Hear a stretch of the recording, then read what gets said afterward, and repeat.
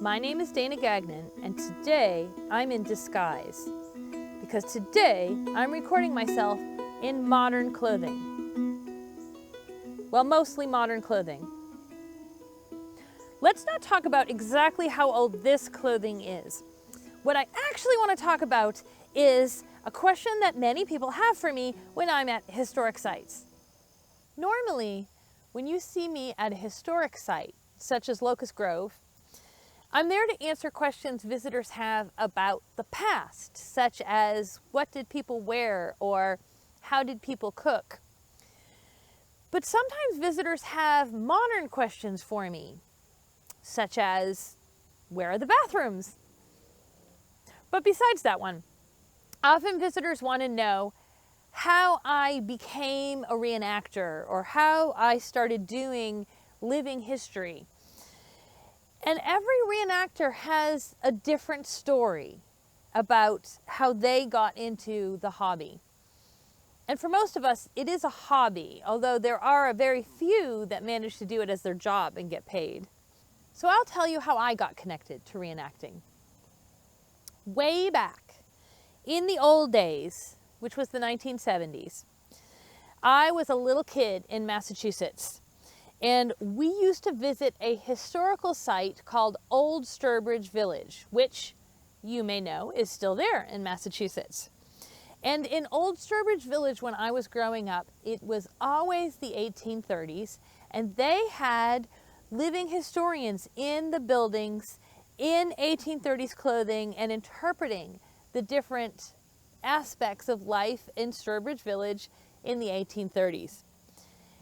And as a little kid walking around that village, I thought, how do you get to be those people?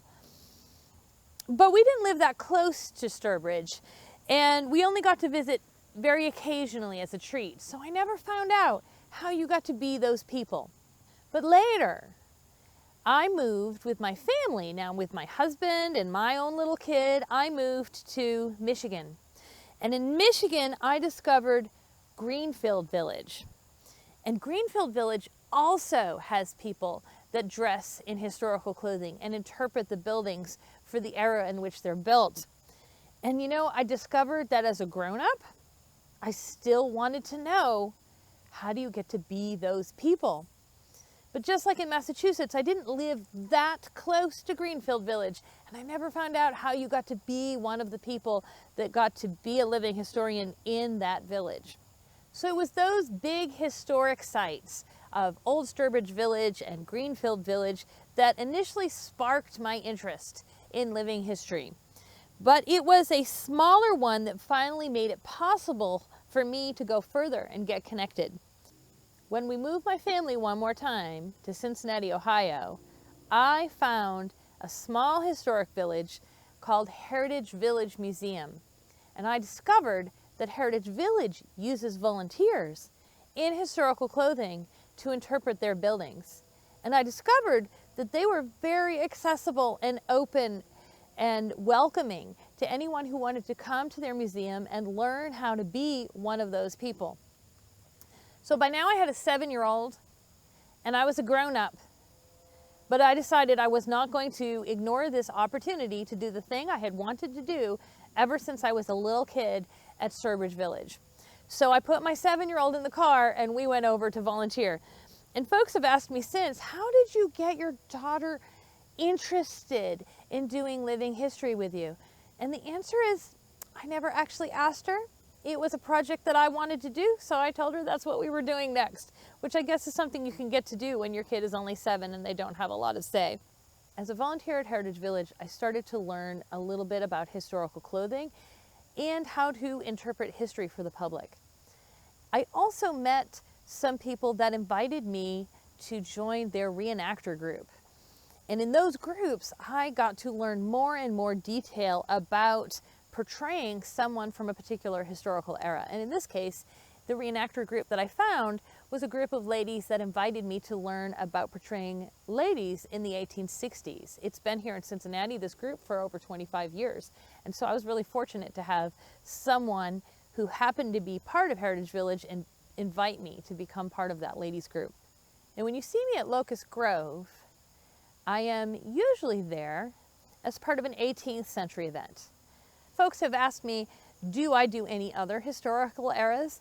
Well, as I mentioned, the very first one that I got to participate in was reenacting for the 1860s. So those are the main eras I reenact. 1860s, Revolutionary War, and Regency/Federal, depending on where I am. However, I will say that I have a really wonderful time sometimes visiting other eras that are not the main ones I research. When a friend invites me, and she will dress me ever so carefully in garb that she has in her closet. This friend originally started doing living history with an Elizabethan focus. Sometimes we might travel to Elizabethan days. Sometimes we might travel to Viking days. It really just depends on what kind of wonderful events my friend has discovered and what kind of outfits she has decided to graciously dress me up in so that I can join her for another day. I won't say those are eras I do a lot of study in, but it is really fun to do extra time travel into other eras, because as you test out all the layers of an outfit, you start to see what's different throughout different time periods. Every single time period that a living historian studies has a different fashionable shape and different fashionable underpinnings that make your outfit look right. So I focus on just those three. When I visit all these other ones with my friends, I get a chance to try out and see the difference for other time periods as well. Since I started many years ago getting involved in the hobby of living history, I have since taken over a group that invites high school and college girls to learn how to create their own impression. And it's a group that focuses primarily on 1860s, but also branches into other eras, because I branch into other eras and the girls were interested in other eras. So we do that too. That group is called the Western Female Seminary Living History Society. And it's called that because that's the name of a ladies' college that existed in Ohio starting in the 1850s and forward. I have also created first-person impressions for several historical figures. And some of them are people that you might not be familiar with. They're not famous, they're real people, but they're not people that wind up in a lot of history books. Sometimes I might do a first-person impression of Helen Peabody. And Helen Peabody was the first principal of that Western Female Seminary Ladies College that I mentioned. Another one of the first-person impressions that I do is Judith Kemper.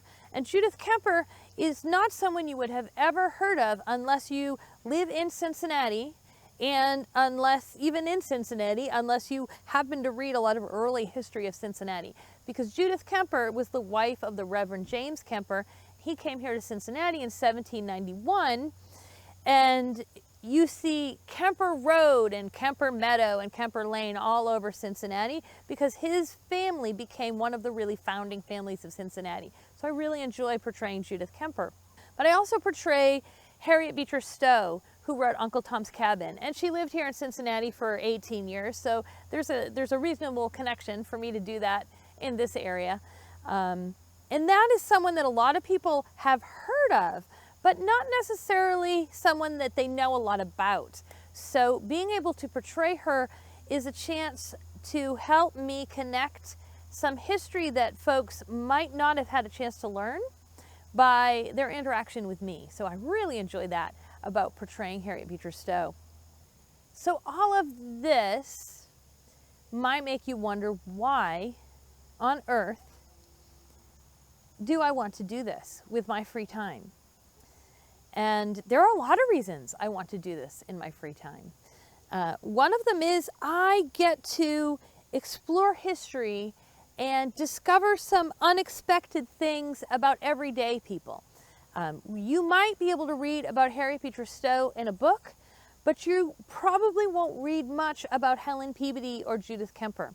But by learning about just material culture and everyday life and how women had to take care of their family and clothe their family and feed their family, that helps me connect a little bit more to some history that I'm not going to find in a normal history book. Another thing I really love about being a reenactor or a living historian is I love interacting with the public. I love that connection. I love it when they have questions. I love it when I see that aha moment where they say, oh, I never knew that. That is so interesting. I love it when they say, I want to go try that recipe at home. Can you tell me what you're using and what you're cooking with? And not all reenactors love talking to the public, but that is just one of the things that I love about reenacting. And I admit, one reason I love reenacting is I love dressing up in the clothing. I love becoming someone else for a day. In that clothing, I get to do things that I don't do in this modern clothing. I get to go dancing at balls, or maybe an informal 19th century dance in the evening at an event. And the other thing about the clothes is that in order to make this hobby more affordable, the easiest way to do that is to learn how to sew your own clothing. Even if you didn't start off, I started off with some sewing knowledge. I have gained so much more sewing knowledge learning how to make my own clothing so that I could participate in these history events. Well, that knowledge has translated into a better understanding on how to fit clothing in general, how to fit my modern clothing. And since historical clothing was usually made specifically to fit an individual, not just sort of a baggy like this, off the rack kind of shape, I feel better about myself in my historical clothing than I do in my modern clothing. So I admit, the clothing is part of the appeal. For me, the clothing is not the entire appeal. The clothing is kind of a ticket to get to do the other things like hearth cooking or dancing or just interacting with the public. But it does have its appeal all in itself. Some folks ask if I like to do reenacting because it's an escape. And I will say, this is 2020. I have absolutely enjoyed fleeing for the weekend back to 1804 for a while and hearth cooking in a stone kitchen for a couple of days and completely not looking at whatever might be in the news for a couple of days. That being said, I'm not a reenactor that finds the past to be the good old days, romanticized, don't you wish you lived back then. So many people will say that if I'm giving a tour of the village or just interacting with them. Just visiting, especially this year from 2020, taking a trip at an event, it looks like just maybe I should just step back into 1804 and forget the present altogether. And the thing about that is that does not demonstrate a thorough understanding of what was going on in that era. When I'm portraying women from 1780 or 1804 or 1864, each of those women were going through some difficult things as well as enjoying the things that I like to do at a reenactment. They were enjoying parlor games and they were enjoying dances, and I'm sure they enjoyed their satisfaction to hearth cooking that you don't get from microwaves. That being said, they were in a country, depending on what time frame I'm in, they were in a country that was at war. They were losing husbands and sons and trying to keep things going on at home at the same time. They, in most of the cases that I portray, couldn't vote. They did not have, let's go there, they did not have indoor plumbing. That's something I really enjoy. So usually they did not have some of the modern medicine that we have. Do I love visiting the past? Absolutely, I love visiting the past. But it would be inaccurate to say that the past was warm and fuzzy good old days. And to be honest, it's those challenges that I love learning about that they were going through.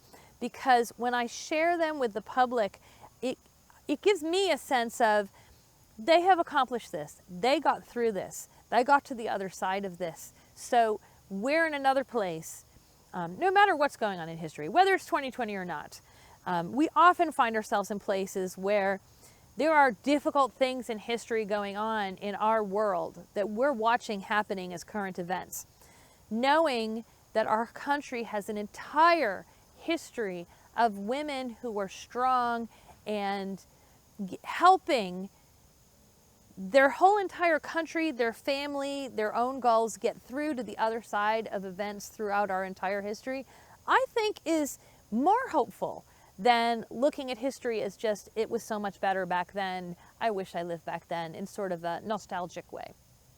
For all of that, I will tell you, the biggest reason I love reenacting, and it's not the reason you start usually reenacting. Usually you start reenacting because the clothing is fun, or because you want to try dancing, or because you visited historic sites for years and wanted to be those people. But one of the things that will keep you reenacting years after year after year is the people that you meet reenacting. Because we will spend an entire weekend together, and we will be cooking, and we will be camping together, and we will be freezing together, and we will be getting soaked when it rains and our tent didn't stay still. But we will also be helping each other figure out how to hold down the tent when the high winds come. And we will be getting to know a wide cross-section of people that came together for a historic weekend. And what we have in common is that we think history is important. So that's a really great common bond. But then we might have so many other things that are not in common, which means we get to meet people of different ages, from different backgrounds, from different worldviews, from different kinds of careers. Which leads me to, so what do reenactors do as day jobs? Are they all people who were historians? Do they work at museums? And the answer is some of them. Some of them work at museums, but also like to do living history when they have free time. Some of them are engineers. Some of them are scientists. Some of them are park rangers. Some of them were college professors that taught writing, nothing to do with history. Well, I suppose that's a little to do with history. Some of them are high school teachers, literature teachers, and my day job is actually at a local community access television station. For my day job, I don't do anything that has to do with history or old-fashioned things or anything like that. I work with computers and cameras and TV studio lights and microphones. So it's you'll find as big a cross-section of backgrounds among reenactors as you will find stories for how they got connected to reenacting. There are a lot of other topics I could cover talking about reenacting and getting started, and how do you find a group to get started, and how do you know what to wear? And well, now that you've got an outfit, what do you do at these events? How do you learn how to do the things that you get to do at events? And to be honest, each one of those topics would take an entirely another video. So I think I'm going to stop here and do something my friends know is very uncharacteristic for me, and I'm going to end this conversation. But if you are still watching at this point of the video, then thank you so much for hearing a little bit about my story about why I reenact. And again, that's one person. There are as many stories about why people reenact and how they got started as there are reenactors. And next year, when we are done having virtual events because of COVID, and I don't have to stay here in my backyard in modern clothing, are mostly modern clothing. Let's not go into that again. But next year, I hope that I will see you in person at historical events at sites all over the place, including Locust Grove. And if you have any questions that you still remember after watching this video, I want you to come find me at these historic events and ask me in person.